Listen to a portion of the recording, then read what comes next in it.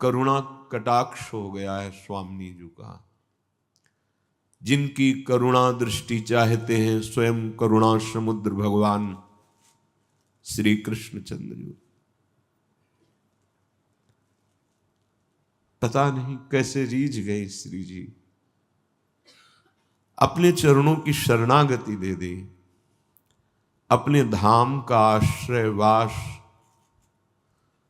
यत्किंचित अपनी महिमा नाम महिमा हृदय में प्रकाशित की। अपार करुणा स्वामी जी की ये हम सब पे है। देखो ना, आपका कौन सा ऐसा साधन बल है जिसके बल से आप यहां बैठे हैं। विश्वास कीजिए, दुर्गति का कार्य खत्म हो चुका है। अब आपके ऊपर दुर्गति लागू नहीं हो सकती यदि आप कृपा का अवहेलना अपमान न करें, तो बहुत बड़ी कृपा हो गई है। एक बार जो वृंदावन आ गया, एक बार सत्संग सुन लिया, प्यारे जू का हृदय से एक बार भाव कि आप मेरे हो, दुर्गति खत्म हो गई उसकी। विश्वास कीजिए, यदि कहीं सत्संग के वचनों का मनन करके उस पे आचरण में उतार ले, तो शरीर रहते हुए आपको पता चल जाएगा कि हमारा काम हो गया। कोई बंधन नहीं, अब कोई आकांक्षा नहीं। सच्ची मानिए, श्री जी बहुत करुणामयी है, लाडली जी बहुत। और सामर्थ्य जितनी देवी शक्तियां हैं सब एक अंश से प्रकाशित है लाडली जी के, एक अंश से। इनकी नखचंद्र छटा का तेज ही ब्रह्म ज्योति कहा गया है। नूपुरों की झनकार से अनेक मंत्रों का प्रादुर्भाव हुआ है। श्री स्वामिनी जी को जान पाना बुद्धिगत बात नहीं है। स्वामिनी जी के लाडले लाल जू को तो वेद नेति नेति कहते हैं, फिर लाल जू के हृदय का गुप्त प्रेम धन लाडली जू, इनका परिचय कौन, जब तक ये ना जनामे तब तक कोई जान ही नहीं सकता। श्रीपाद कह रहे हैं कि स्वामिनी जी की करुणा अनंत है।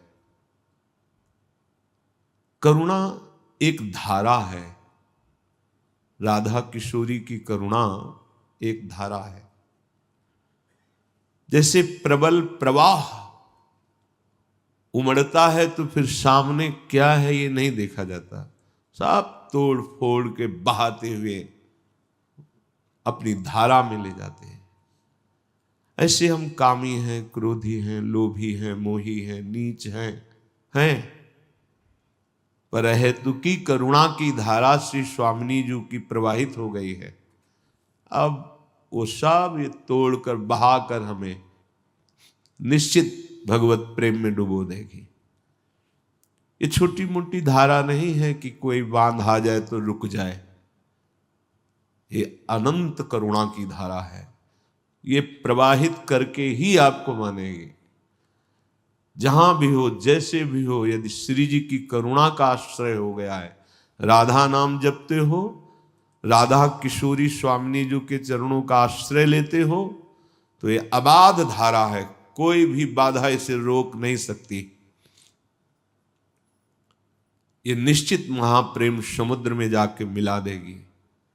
बस विश्वास, तो वर्तमान में तुम्हारा चिंतन सुधर जाएगा यदि इस बात पर विश्वास कर लोगे तो। श्रीपाद कह रहे हैं कि करुणा की अनंत धारा, अनंत।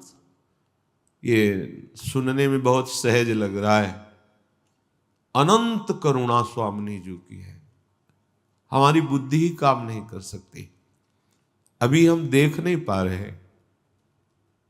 एक श्लोक में वर्णन कर रहे हैं, चिद्रस घनमपि वृंदावनमिहि मंदावतान्यपेक्षन्ते अथवा किमिदं चित्रं शंखः पीतो हि भाति पितृदृशः।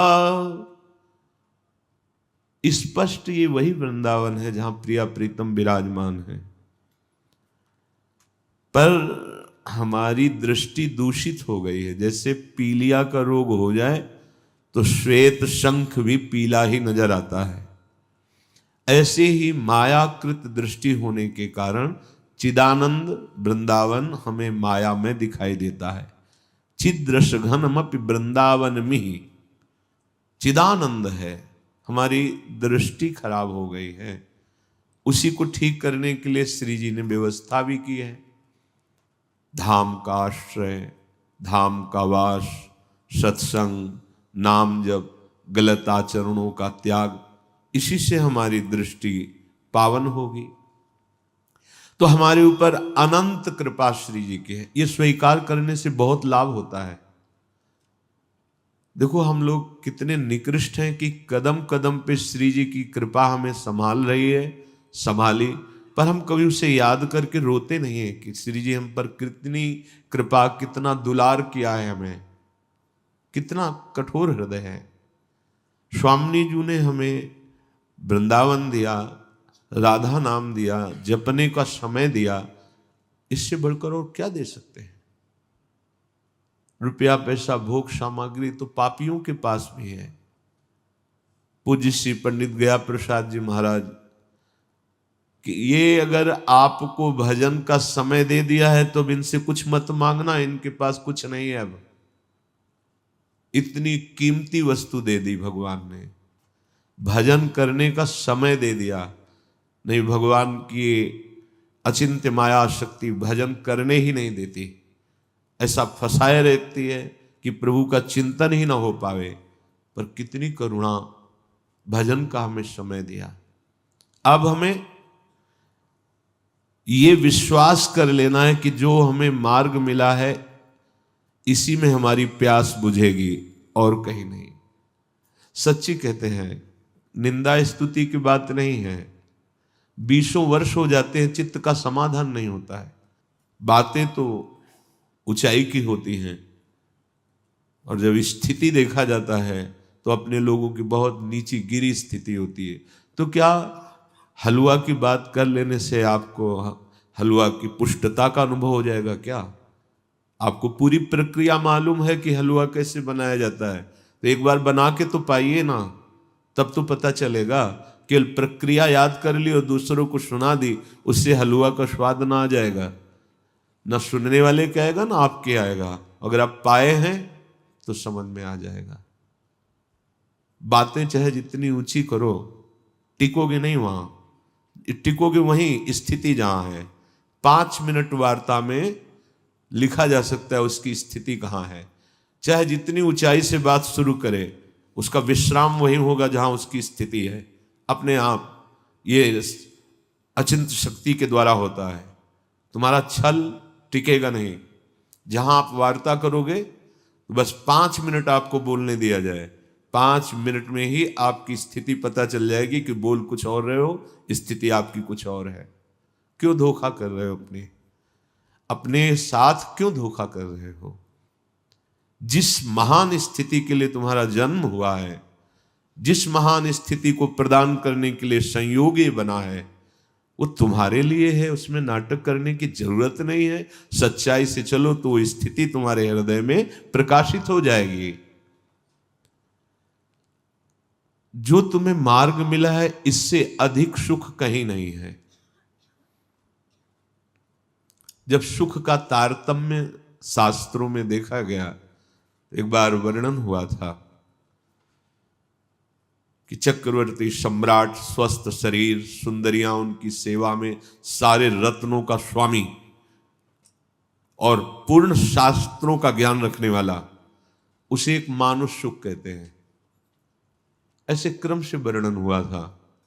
कुछ मानुष सुख से बढ़कर गंधर्व सुख से फिर जो देवता बनते हैं, देवताओं से भी जो नित्य देवता हैं, फिर उनसे भी प्रजापति से परमेष्ठी पद, और ब्रह्मा जी से शास्त्रों गुना सुख मोक्ष पद पर स्थित महापुरुष को, जीवन मुक्त महापुरुष को होता है। और उस जीवन मुक्त महापुरुष के आगे 17 शून्य गुणा किए जाएं तो बोले जो सुख होता है वो प्रिया प्रीतम के चरणारविंद के आश्रय का सुख होता है। इसलिए क्या कह रहे कि जो सुख का मार्ग तुम्हें मिला है, इससे बढ़कर सुख कहीं नहीं है। वैसे भी जो विषयानंद का पूर्णतया त्यागी होता है और शास्त्र ज्ञान संपन्न होता है, वही शांतानंद को प्राप्त होता है, जिसे शांत रस कहते हैं। फिर इस शांत रस से भी बढ़ करके अद्भुत सुख प्रदान करने वाला दास्य सुख है। दास्य सुख से भी बढ़ करके सख्य है, सख्य से भी बढ़कर वात्सल्य है, वात्सल्य से भी चरम सीमा का सुख कामता भाव है, और उससे भी बढ़कर सहचरी सुख है।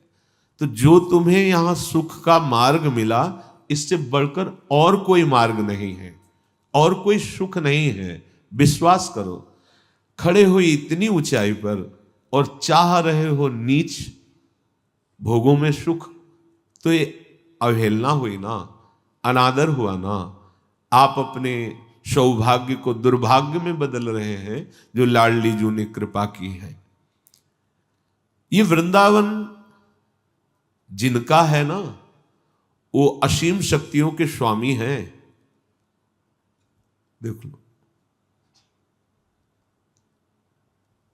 निर्मर्याद विचित्र शक्ति सहजा, सीमा नहीं है कि इतनी शक्ति है, असीम शक्ति। और वृंदावन उनको अपने अधीन किए हैं, प्रिया प्रीतम को। वृंदावनम परित्यज्य पादमेकम न गच्छति, एक कदम भी वृंदावन से बाहर हमारे स्वामी युगल सरकार नहीं जाते हैं। जब कभी किसी भक्त को दर्शन देंगे तो पहले वृंदावन प्रकाशित होगा, फिर उसमें प्रिया प्रीतम प्रकाशित होंगे। निर्मर्याद विचित्र शक्ति सहजा खेलंच वृंदावनम, वो यहां खेल रहे हैं। जैसे किसी को लगता है कि ये तो कर कमल में मुरली धारण किए अत्यंत सुकुमार लाडले, और लाडली जो नील कमल धारण की अत्यंत सुकुमारी, अति सुकुमारी लाडली पी किशोर सुकुमार। तो जितने दिव्यास्त्र हैं ये सब इनके चरण चिन्हों में विराजमान हैं। जहां भगवान सुदर्शन चक्र कर कमल में धारण करते हैं, वो सुदर्शन चक्र लाडली जू के चरण चिन्हों में है। ऐसा कोई न समझे कि बहुत सुकुमारी प्यारी जो हैं तो हमारी रक्षा कैसे करेंगी।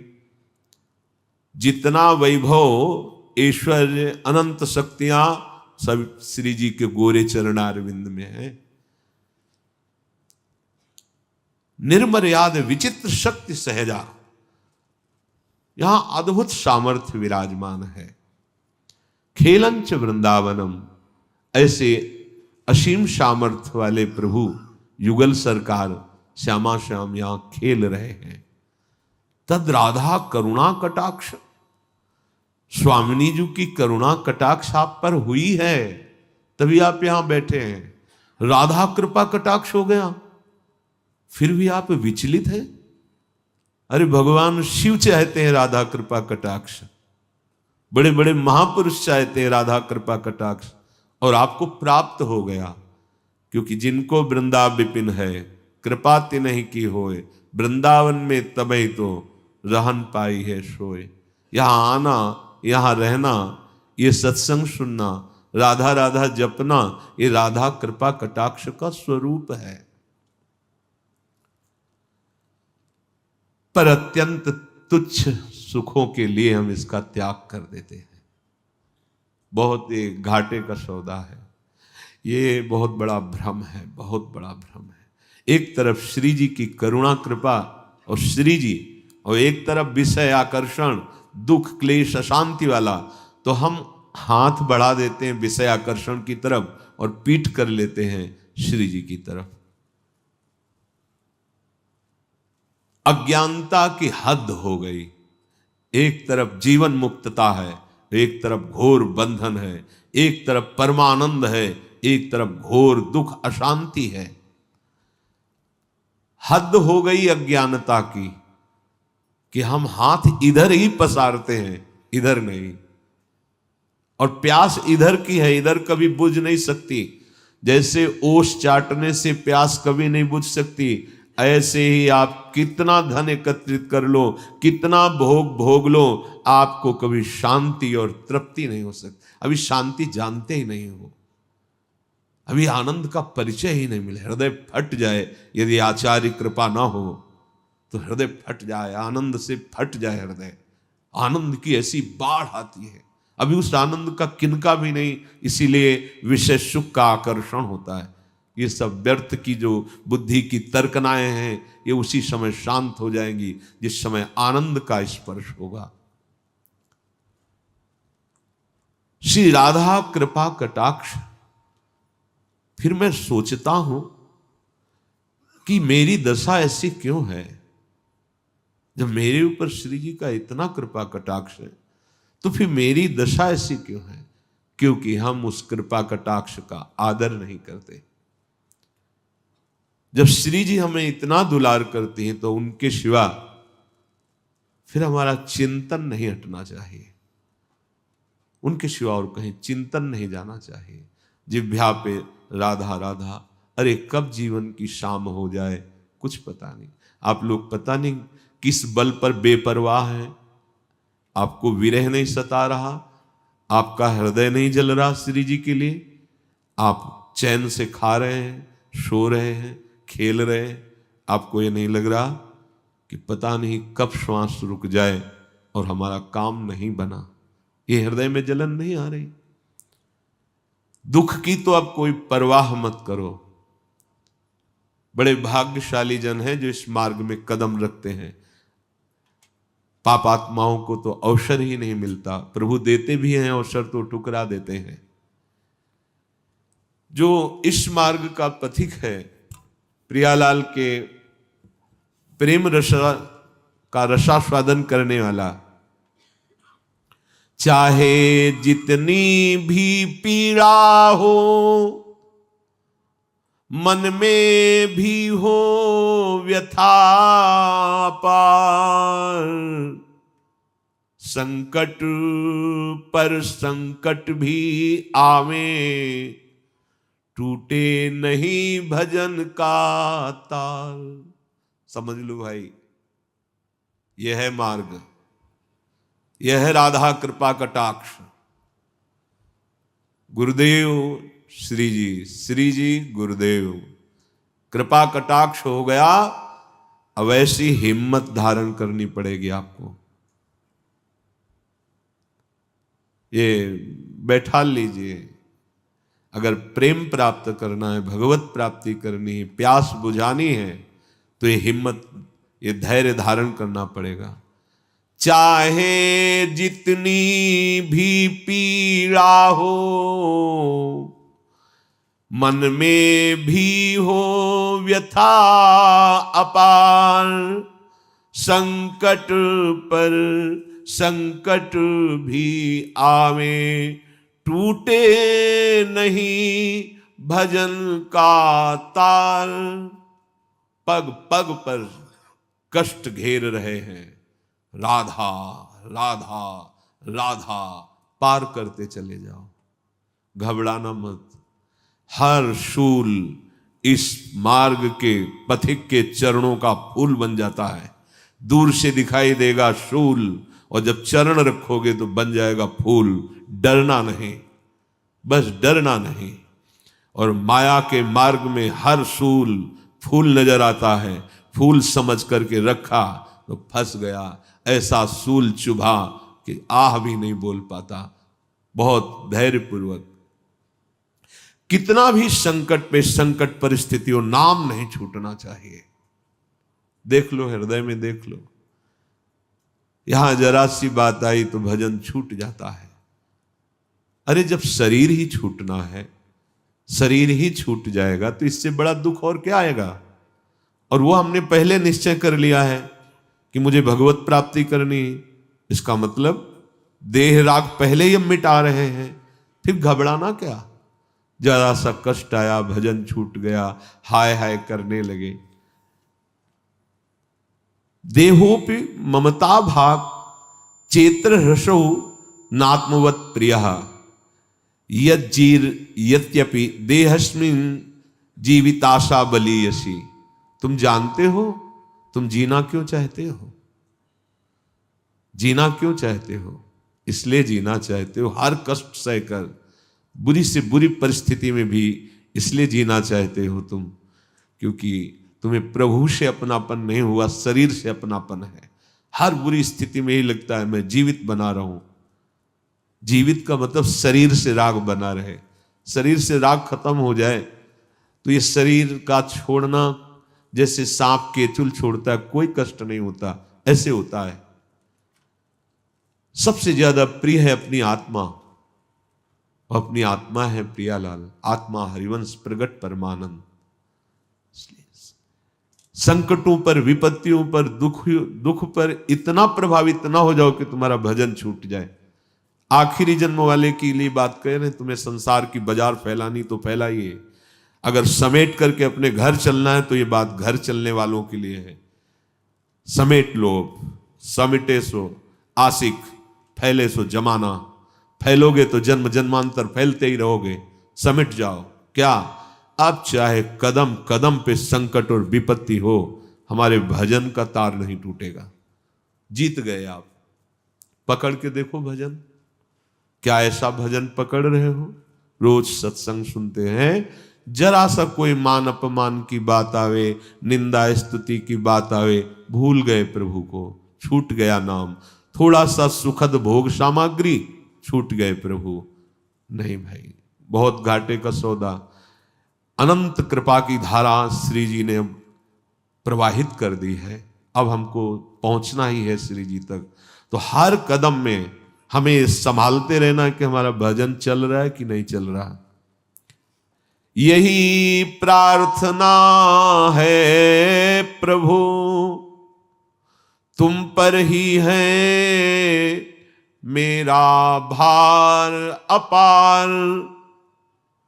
छूटे नाते रिश्ते सारे, छूटे कुल छूटे परिवार।